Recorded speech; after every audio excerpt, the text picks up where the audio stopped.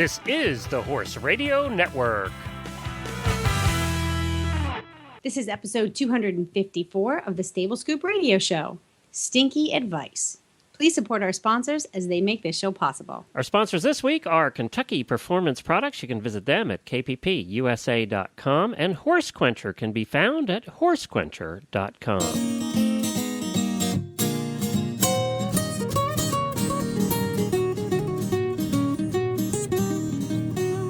Welcome to the Stable Scoop, with weekly shows delivered right to you. With Helena and Glenn the Geek, live from the stable, it's every week. They bring you the news through hail or high water, while using their tails as their own fly swatters. So sit on down and laugh till you poop, cause it's time again for the Stable Scoop. Stable Scoop. The Stable Scoop. Stable Scoop. I'm Glenn the Geek. And I'm Helena B. And you're listening to the Stable Scoop Radio Show on the Horse Radio Network. Well, howdy, Helena. How are you today? Good. How are things in Rhode Island? They're hot and sunny, which is kind of nice. That's a good thing, right? Well, it's been cool and misty lately, so this is a nice little change. Have you been to the beach yet? I have not. It's No. 10 minutes walk by your house. I know. 1 mile away. I know. I'll get there. There is this thing called work. Life, yeah. Work, Funny you how know, life gets in the way of fun. kind of keeps you tied to a chair for most of the day. But yeah, hopefully we'll get there. Well, Gracie's last day of school was yesterday, so They go a long time, don't they? we had extra snow days this year. It was a snowy winter, so the kids had to stick it out for a few extra days in June. But we'll head down there later this afternoon. I bet you she was very happy to get that done this year. Oh yeah. She slept until 8:20 today, and that is one heck of a luxury. Well, good for her. Good for her. Now she gets the whole summer off to do whatever she wants. Pretty much, camps? yeah. Any camps? You go on any riding camps or any camp? No, money's a little tight this year, so we're going to just do a lot of catch riding. Well, cool. That's fun. Yeah. That's fun. She can go down to the beach now, too. So Yep. it's nice because it's so close to your house.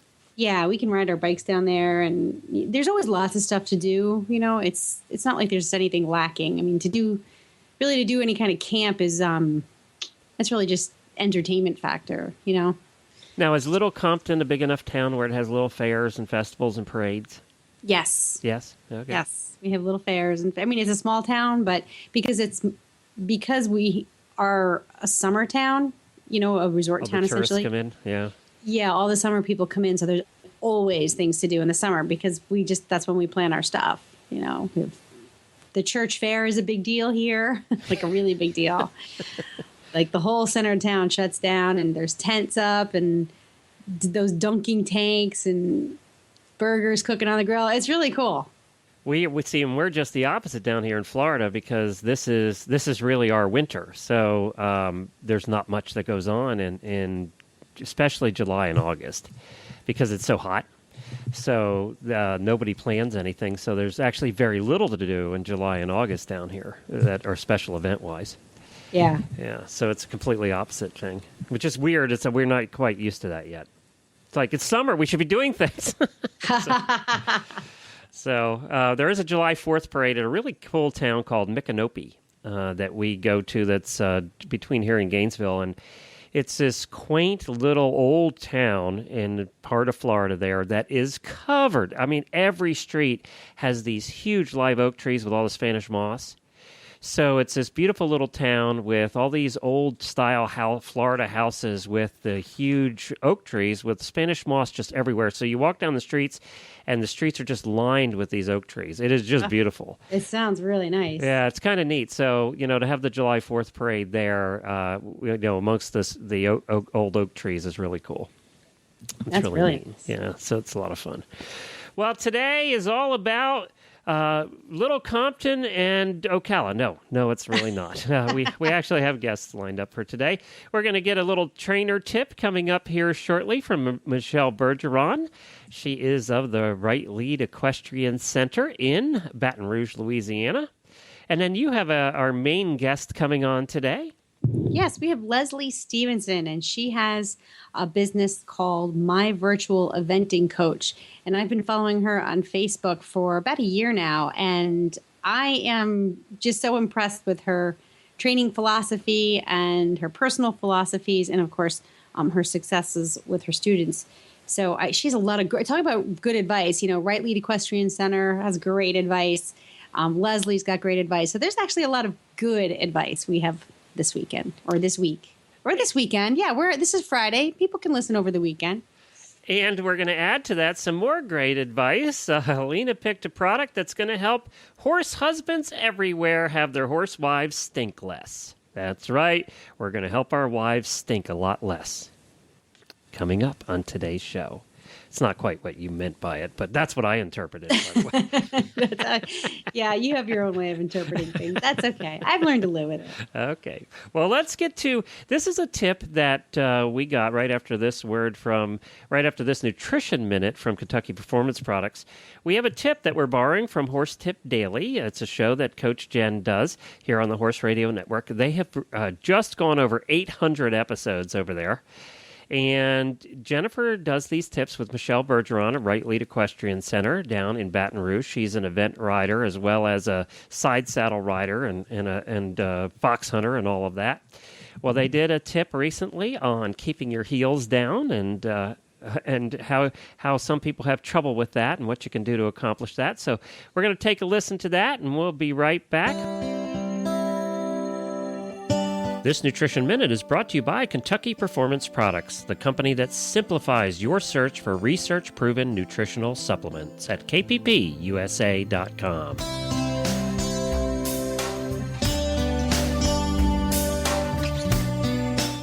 The horse that matters to you matters to Kentucky Performance Products.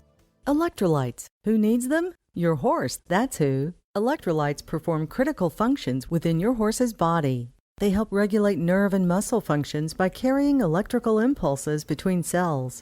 In addition, electrolytes assist the body in maintaining a healthy fluid balance by controlling your horse's desire to drink. When your horse loses significant amounts of electrolytes and fluids, problems such as dehydration, muscle cramping, fatigue, tying up, and colic may occur.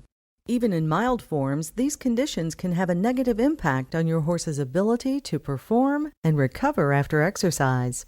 Top riders and veterinarians turn to Summer Games Electrolyte to keep their horse healthy in hot weather, and you can too. Summer Games replenishes the electrolytes and trace minerals lost when your horse sweats, and it stimulates the thirst response so your horse continues to drink and stay properly hydrated. So when the going gets hot, trust Summer Games Electrolyte from Kentucky Performance Products to protect your horse. This Nutritional Minute has been brought to you by Kentucky Performance Products. You can find all of their terrific products at kppusa.com.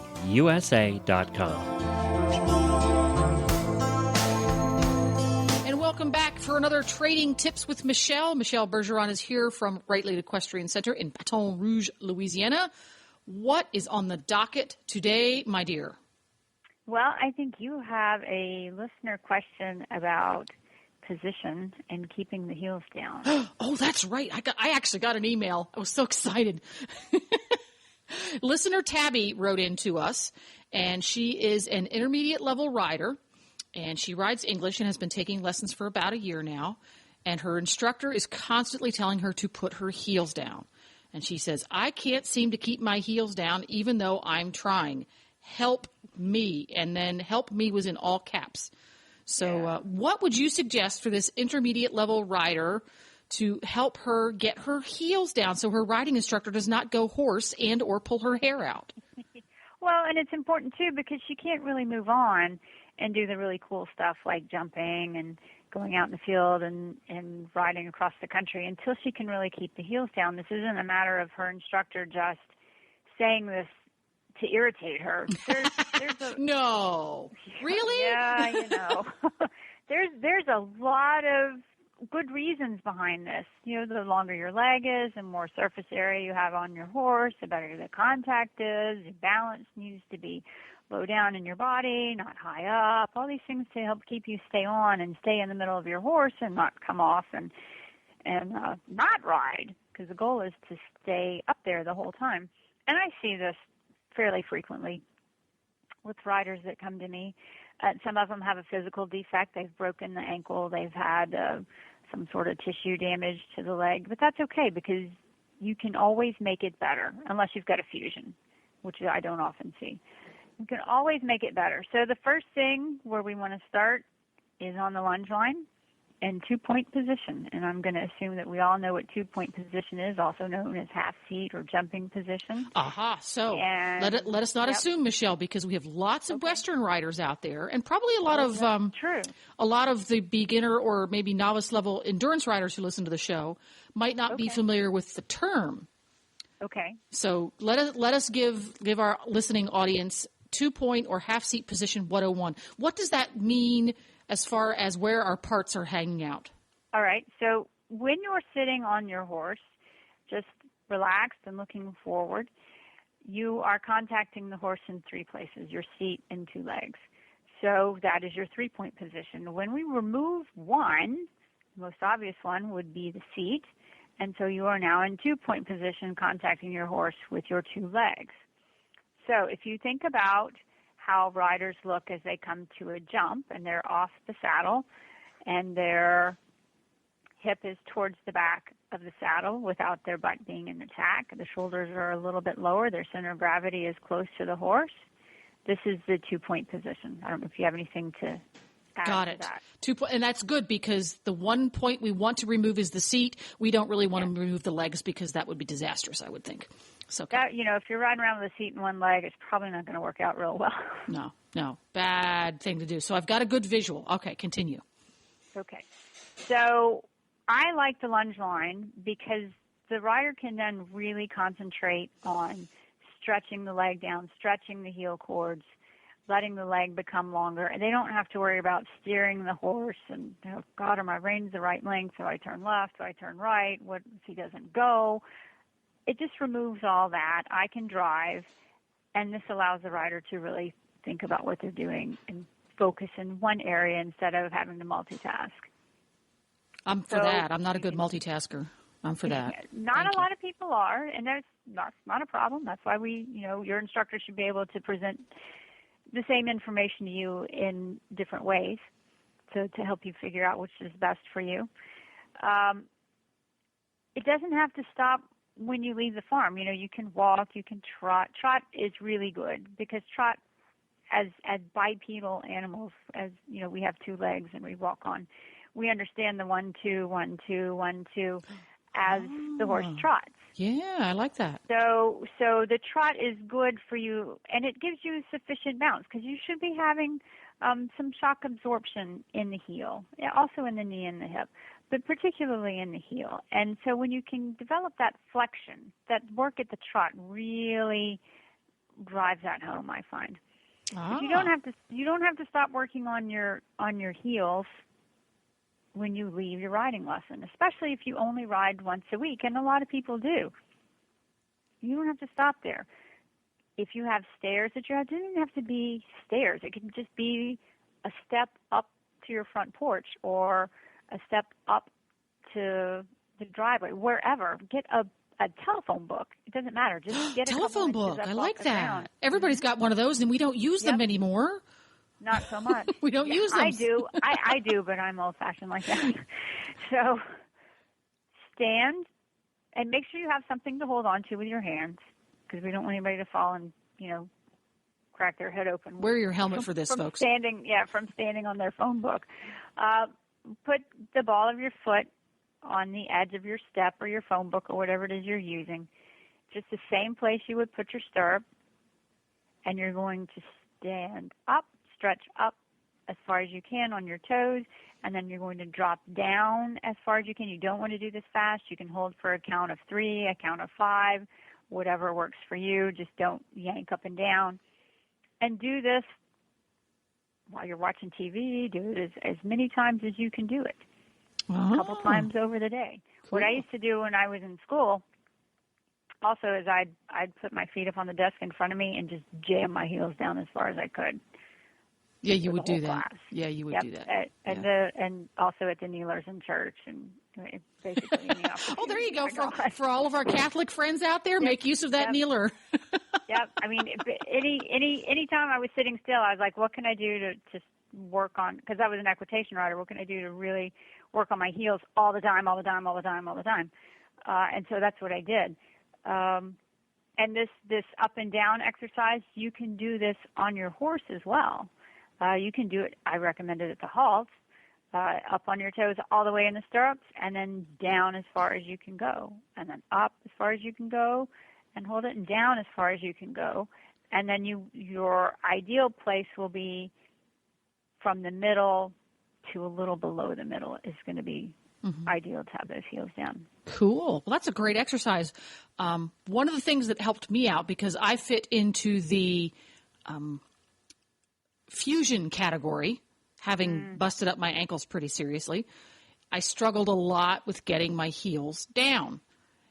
And two of the things that were suggested to me quite some time ago that made a big difference, because I had a healing process where what's the word I'm looking for? I compensated for broken parts. Yes. You don't realize you continue to compensate. So even after you're healed. Even after you're healed.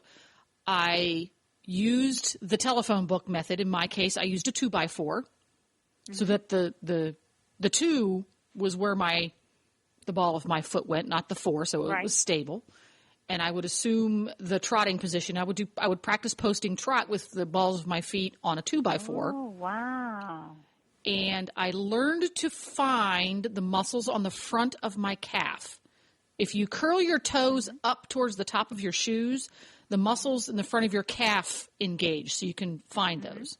And I learned to find them, and then I learned to relax them because they were compensating for previous injuries, and they would become tight when my heels would go down as a protective reaction. I didn't realize I was doing it. So once I learned to find the muscles, then I had to learn how to relax them, which was a lot harder. And that made a big difference because it went from heels that functioned. I got my heels down a tiny bit and they functioned, to having heels that would stay down and add security to my seat. So it really stepped things up a notch. And the other thing I learned to do was I learned to put my stirrup iron straight across the ball of my foot. Instead of having the inside bar close angle to the butt. Yeah, and the outside bar up there, my pinky toe. My heels stay down 30% better when it is straight across my foot. Now, something that, and I did the opposite. I had tore all the ligaments in my ankle. And when I broke my ankle, mercifully, it was about a half inch above the joint. So my ankles got floppier as time went.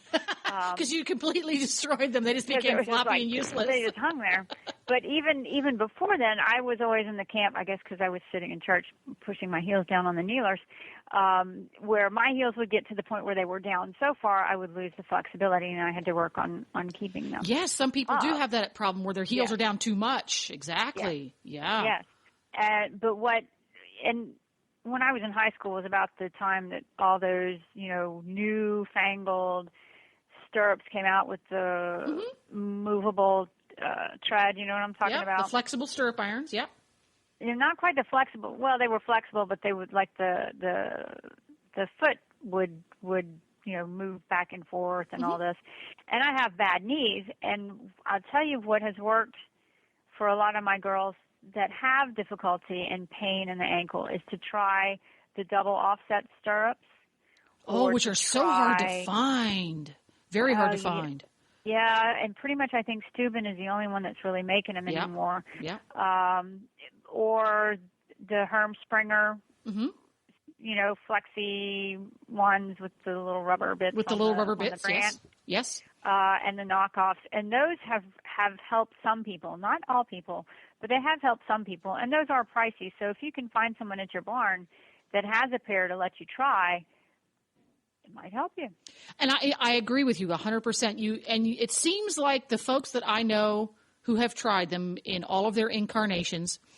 The first time you ride in them, you will know whether or not they're going to help. Absolutely. Yeah, so it's a great You'll thing to either borrow love it them. or hate it. Yes, and the first time I ever rode in a pair, I loved them. Yes. And I just recently replaced mine because they were about 25 years old. And you can't see inside where the little rubber thing covers up the flexing part. Mm-hmm. I was just really convinced that they were worn out inside. So I bought a new pair. And I bought a pair of the old-fashioned ones, and they were the first ones to come out quite some time ago, where there's just a simple pin hinge on the footbed. Like a hinge, yeah. And it only tips it about, a little bit. And I got those, I believe, Roma might make them. One of the Weather Beta companies makes them. And I got those, and I appreciate them just as much as I did the more expensive ones with the little rubbery sleeves. So again, if you have trouble and you have ankles that are by nature stiff, have been injured, and things like that, it might be worth your time to beg, borrow, or steal a I pair don't recommend steal, but yeah. a pair of stirrup. Borrow for short term. Yeah. Borrow for short term. Offer that person a Starbucks and see if that can help you in that direction. If you by nature have poor balance and you are compensating by gripping your knees and pushing your toes down, they're really not going to help much, but they can help relieve some of that problem. Some of that anxiety and get you going in the right direction. So hopefully, Tabby, that helps you out. I hope so. That is hopefully she'll let us know what works for her. Yeah, let us know and put it on our Facebook page, and that is 13 minutes about stirrup irons. Coming up now, we have our guest, Leslie Stevenson. She is my virtual eventing coach. I didn't know you even had one. That was news. She could be to me. yours too. She could be yours too. Leslie she's got a great website. It is full of information and resources, but I'd have to say the most effective tool that she's discovered and has been using is Facebook. Her training posts, videos, images, training tips and advice and personal philosophies have been falling into my Facebook newsfeed for over a year now. And, I'm a really hard person to impress, especially when it comes to training. And I do not miss a single post. She could never post too often. So Leslie, acting as my virtual eventing coach, she's been riding for almost 30 years and teaching for about 20. She has worked with and underneath the guidance of some of the top horsemen and women in the world, including Jimmy Wofford and Ralph Hill. She's worked with Lucinda Green, Ginny Lang, Bruce Davidson, Ted Coffin, Janet Black, and Jim Graham, just to name a few. Few big names there. Never heard of them. Yeah. In eventing, Leslie had a lot of wins and top placings at every level. She was USCT longlisted in the early 2000s. She competed at Radnor, Fairhill. She's been up and down the eventing list. She has a very unique and successful history with her students as well, who she's brought up through the highest levels in the sport of eventing. What I think makes her great, and what she writes herself, is that her analytical personality and ability to break down and explain the minutia involved in riding is absolutely her greatest asset. I know Coach Jen is a lot like that too, Glenn. That's one of the things that I love about her. She just gets super analytical about not only the hows of riding, but the whys of riding, which to me is an extremely effective way of teaching. So we're going to welcome Leslie Stevenson, my virtual eventing coach. And this segment is brought to you by Horse Quencher.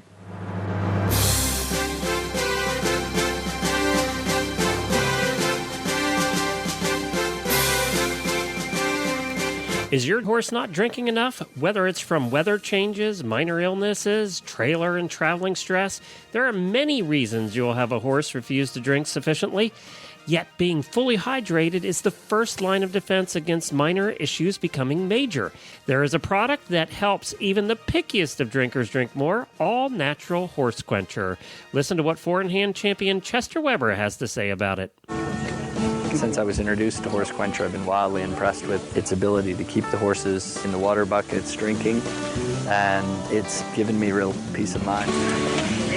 One often doesn't know they need a product until they're introduced to it, and this was a product I didn't know I needed at all, but due to the traveling that we do, it's been really helpful. It's also been very helpful with horses that, are a little colicky or something like that. Will always hang a bucket in their stall. They'll drink more, and their general health will just be better. Take it from Chester Weber, Horse Quencher is the all-natural product you want to help your horses drink as much as they should. Find it at your local feed store or tack shop, or online at horsequencher.com. That's horsequencher.com.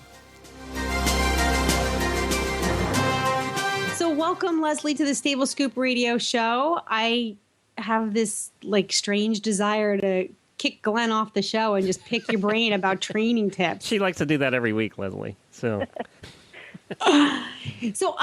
what's funny is this is one of the great things about Facebook. I found you through a friend of mine. We have sort of similar horse management, riding, training philosophies. And I saw that he was following you, or he would like or comment on some of the posts that you would make. And then I clicked on over to your Facebook page and just fell in love. There's so much helpful information. But one of the things that I love best about you is you just have this very down-to-earth, practical, analytical approach to explaining riding. Have you always been that way?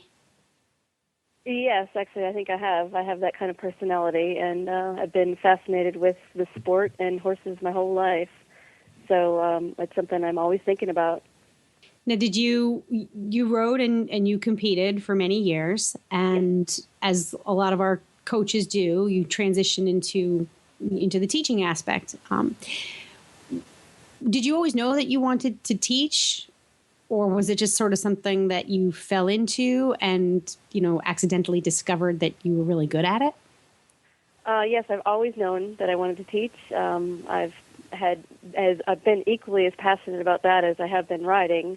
And then over the years, I have a bad back, so that's kind of really helped me transition into more teaching than riding. But I've always enjoyed it, and I get great pleasure out of watching horses and riders learn and improve. You're an eventer. You have a bad something. Yes. Yes. Most inventors have a bad everything after a period of time. Except attitude. Except attitude, yeah, but everything else hurts on a daily basis. Right, everything else hurts. Yeah. Yeah, you're just happy to be alive, yes. So your attitude's all good. You're like, hee, I got up out of bed this morning. That's right. I don't have a cast on today. I'm doing great. So do you have your own farm? Do you ride and train out of your own place? No, I actually don't have my own farm. I just board and train out of a farm locally and travel around to teach and do clinics. And that's mostly in the eventing world or exclusively in the eventing world? Eventing, dressage, and show jumping. Okay. So the umbrella of the eventing world. Yes. But I definitely have some clients that are straight dressage.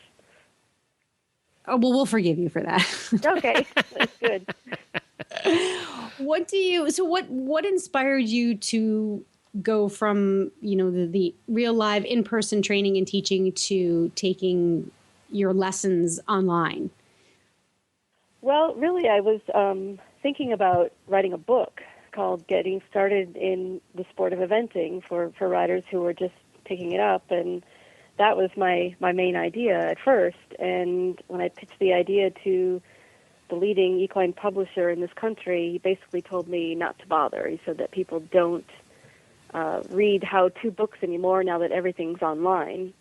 All the information is online, and that kind of gave me the idea that this is an untapped resource for people learning to ride. Excuse me. So I really thought that that it might be worth something trying, and it's been definitely a little slow to catch on, but now it's really taking off, and people are really figuring out that it's quite useful assistance to their training program. Well, I'll give you our listeners an example of one of your tips. I mean, and this is just this is one of the gazillions that are out there. You posted on Sunday, for those of you who don't get a lot of riding time but want to build up strength in your legs, riding in a standing position while pedaling on a bicycle works the leg muscles in a similar way to riding.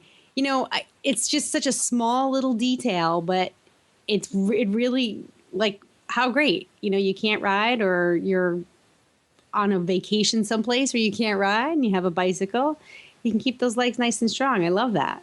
Right. Now, do you get questions like that? Like, what kinds of strengthening exercises can I do when I can't ride? Yes, that particular tip, it came to me through a question, but sometimes they're just things that pop into my head.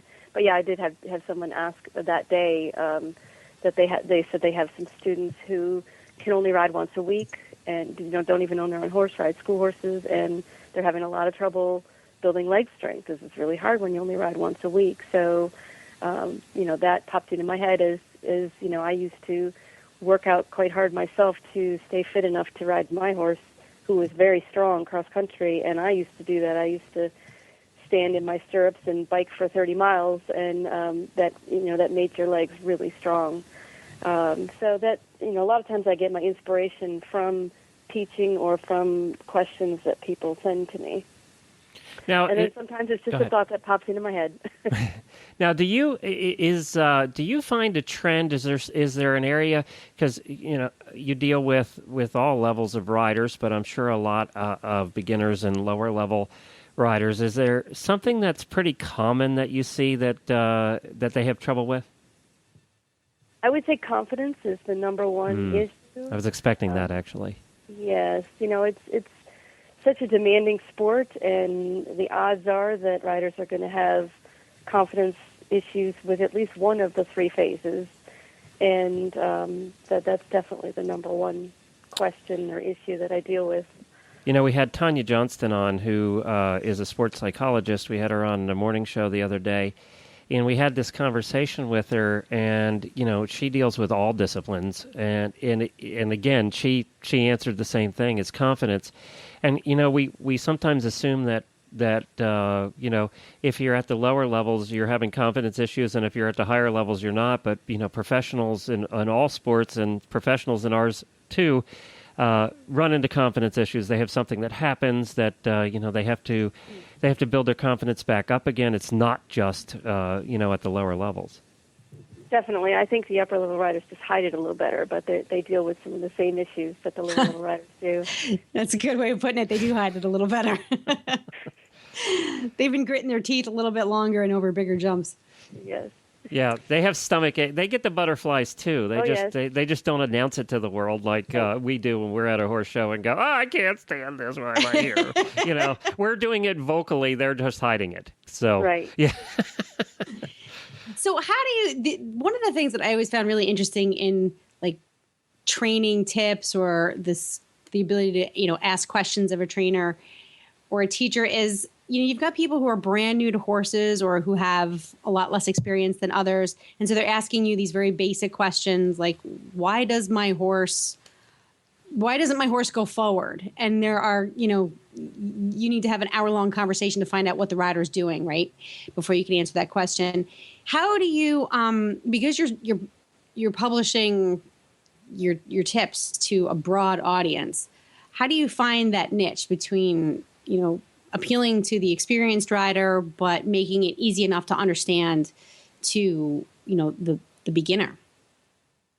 Well, I think as the old saying goes, the better you know something, the easier it is to explain. So, like I said, because I've always been thinking about stuff like this, I can really break the tips down so that they're just very basic information, and I think that makes it usable to everybody at every level. And I find that if some people don't understand, they'll ask, and then I can just clarify. That way I'm exactly addressing the confusion that they have. And I noticed that on your website you have a section where people can submit videos and tell you about issues that you're having, and you address it that way. That has to, that's so nice that we can actually do that stuff now. Yes, I think that, like I said, I think people are slow to catch on that can be so helpful, but it really can. I think that riders watching themselves on video along with reading the comments that I make, that's almost as efficient as taking a lesson. You can really get a lot out of that, and sometimes more so, because when you really see yourself doing whatever you're doing wrong, that is very eye-opening. I remember myself that when I was learning to ride, someone would tell me over and over, sit up, sit up, sit up. And, I've heard it a million times. And the first time I saw myself riding on tape where I was leaning too far forward, I was like, wow, I need to sit up. Right. So, right. A lot of times you seeing it versus hearing it while you're taking a lesson and then being told that you're leaning too far forward, it hits home with you more, and you really will be able to make that change from that day on. Like, wow, she's right, I really am leaning forward, or whatever the case may be.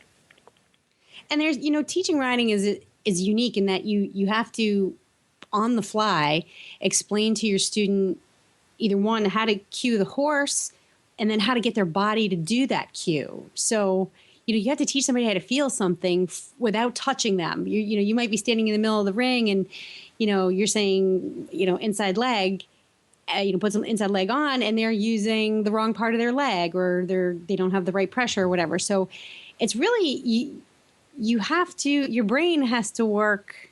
Well, your brain is working fast, but your mouth has to catch up. Right. Right. Right. So one of the posts that I saw on your Facebook page was you wrote, as a rider, you are where your center of gravity is, not where your shoulders are. And, that alone is that's a great phrase. You can visualize, the rider can visualize that and right. think about where his or her shoulders are. But what I loved best about that post was that some other people chimed in about how their bodies don't always do what they want their bodies to do. It's like your shoulders kind of have a mind of their own and your seat has a mind of its own. And I had this sense of community and support and camaraderie. Like, we're all out there trying to get our bodies to do these things, and then to get our horses' bodies to do these things.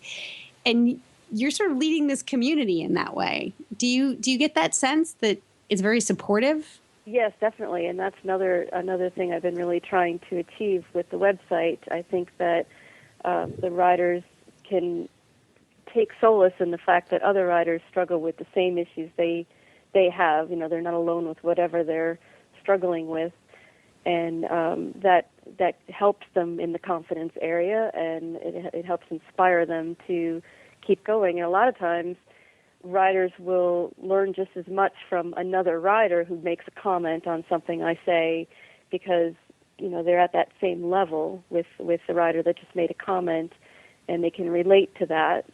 So they really help each other. That's why I like to regularly post things about, okay, tell us what's the biggest thing that you learned, your latest aha moment, because something very basic, will give someone else a light bulb moment. Hey, that's exactly what I need to do, or I get that. That makes sense. And I think that, it's definitely an area that has been untapped in the past, where riders can sit and pick other riders' brains, off the horse at night, in the evening when they're sitting watching TV in their pajamas. And I think that it's a huge asset to improving your riding, and everybody should take advantage of it. Well, I could not agree more. I know there are some times where you want to take that light bulb and hit people over the head with it. And you do a very good job of staying diplomatic in your posts. But I'm a fan, and I definitely want to encourage our Stable Scoop listeners to check out my virtual eventing coach online as well as on Facebook, where I believe is some of the richest content you have available. And I think too, Helena, that this is not just for eventers, but no matter what, even if you're a trail rider, you can learn stuff by checking this out and watching the videos and reading all of the posts. It really applies to any kind of riding. Yeah, there's no gimmick. There's no you're not trying to sell a system or, coordinated training ropes. Well, you mean I don't have to buy the DVDs? Well, we want to leave that open for her if she decides to go there in the future. Right. But I have to say, there's no gimmick. There's no catch. It's practical training advice, which you're right, Glenn, I think applies to any discipline, because it's just so, I don't want to say broad. Would you call it broad, Leslie? I almost want to call it basic. Right. I mean, well, that's the thing about eventing, is that, you need to have a really strong base of a foundation of your training. And I think that makes it broad, because Yeah. every good rider in every discipline should have that base of good horsemanship. Yeah. Great. Well, we're going to post links to your website as well as to where people can find you on Facebook. And it's Leslie Stevenson, my virtual eventing coach. Leslie, thank you so much for joining us on Stable Scoop today. Oh, you're welcome. Thanks for inviting me. Well, that was fun. That was good to hear from Leslie and learn all about that and your coach, your virtual eventing coach. Well, next up, we are going to have our Tack and Habit segment, and it's a little smelly this week.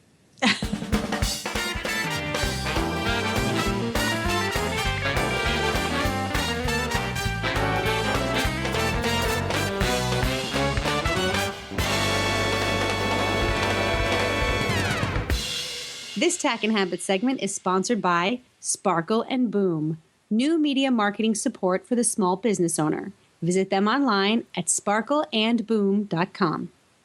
So today's product is near and dear to my heart because it gets rid of the stink. See, I told you I wasn't right. I was right. It's anti-stink. Stinky. It's Moss Natural. Well, Moss Naturals is the name of the brand. Moss Naturals Fresh Rider Deodorizing Mist. And the one that I'm recommending is the Vanilla Lavender fragrance. Now, wait a minute. Fresh Rider Deodorizing Mist. So is this something you actually put by the door of the house so that when your wife walks in from cleaning the barn, you just spray her? Yep. No. Yep. It's really not, is it? So here's I was joking about that. I didn't think it was really true. Well, no, it's true. It's true. And here's because I love this stuff so much. I wrote a little segment for our friends at Chasing a Fox in a Little Black Dress. So I'm going to read that for you because it comes from the heart. I freaking love this stuff. It's stinky time, right? Okay, ha ha ha. It's summer. No matter where you live, it's summer. I don't care if you're in Alaska, it's still summer. That means you get bugs, heat, sweat, and odors.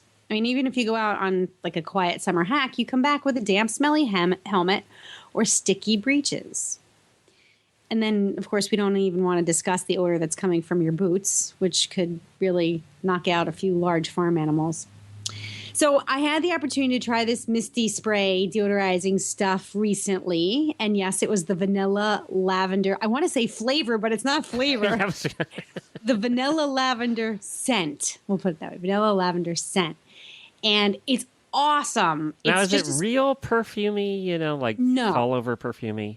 No, and that's what I love about it.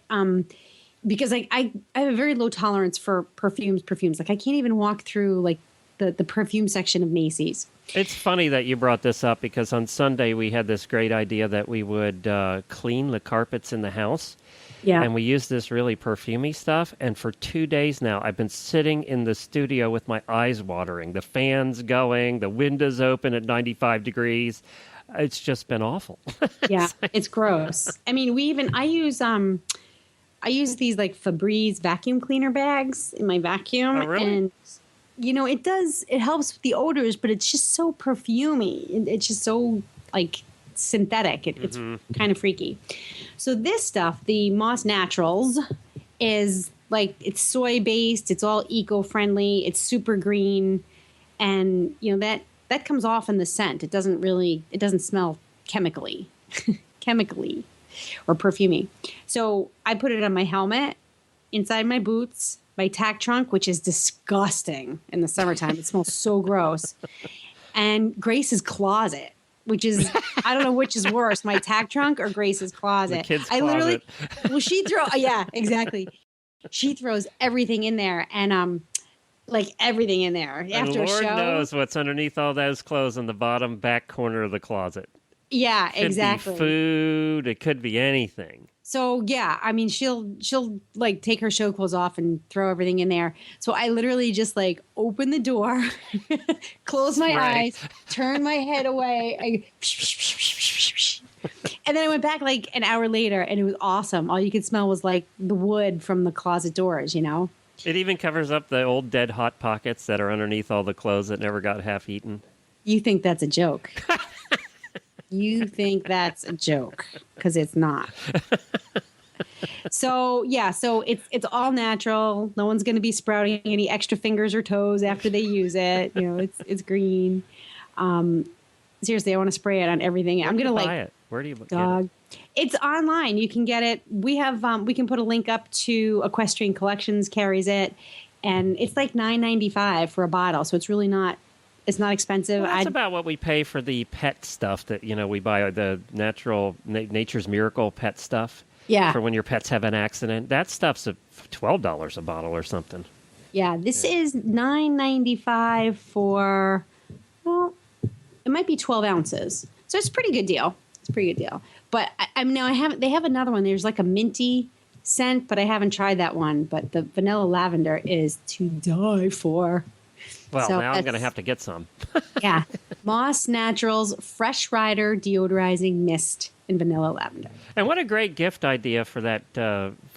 No, forget that. I'll take that back. It kind of sends the wrong message, I guess.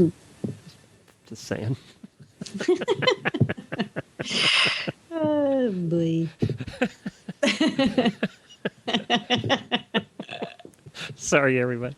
All right. That was terrific. That is a good product. That's a great product for all the horse husbands out there. Just horse husbands? Oh, and it's for their stinky wives? Oh, you're in trouble, man. Horse husband recommended this product, right? You stamp are so of approval. lucky. I need to make a stamp. One of those official-looking stamps that says horse husband recommended or something like that. Horse husband approved. I need to do that. I need a stamp. Yes, you do. Horse husband approved. Thank you, Helena. That's terrific. We'll post links to that. You confuse me. You confound me, man. Well, Glenn, another show is come and gone. Yeah, but boy, do we smell good. Vanilla lavender. We smell wonderful at the end of this show. Hey, I like that. I don't know what to say exactly. Oh, I'm dying in this studio, let me tell you. Look at the smell. Ugh, I don't know what they put in that carpet cleaning stuff, but it's about to kill me. I know. You might be careful when you stand up. Don't stand up too fast. You might fall over. I actually, I did the morning show yesterday, and in between recordings I had yesterday, I took my computer out of the office and went somewhere else just because I just couldn't stand it. It was awful. Today it's a little bit better. By tomorrow it'll probably be okay, but whew. Terrible. Well, that's it for this week, Helena. We're going to be sure to log in next week for another Stable Scoop show. And for all the links about today's show, everything we talked about and our guests and all that stuff, products, you can find them at stablescoop.com. You can listen to all our past episodes there as well. And you can download all the show through iTunes. Just search for Stable Scoop in the podcast section, hit subscribe, and it'll be automatically downloaded to your iPhone or your iPod or your iPad every week. So it's automatic. You don't have to worry about remembering to do it. And You'll always have something new to listen to while you're mucking stalls. That's right. And 60% of our people now listen through iTunes. And of course, in the next couple of weeks, we announced last week, we're going to have, and we're doing the final checks on it now. We're going to have a new app that'll be available for iPhones or Android phones. So you'll be able to listen to its Horse Radio Network app, and it's very simple and easy. All the shows will be on there. You'll be able to listen to all of the different shows either by streaming. You can stream them through your phone, or you can download them and listen to them anytime, even if you don't have a phone connection. You can do that on an airplane or whatever. So that's going to be available to you, and it's very simple and easy to use and has all of our shows and episodes. So that's coming up. We'll let you know. Excellent. And you can find all the information about today's guests at stablescoop.com. What else? That's it. Let's call it a week. Yeah, that's plenty. There will be more next week. Until then, happy scooping.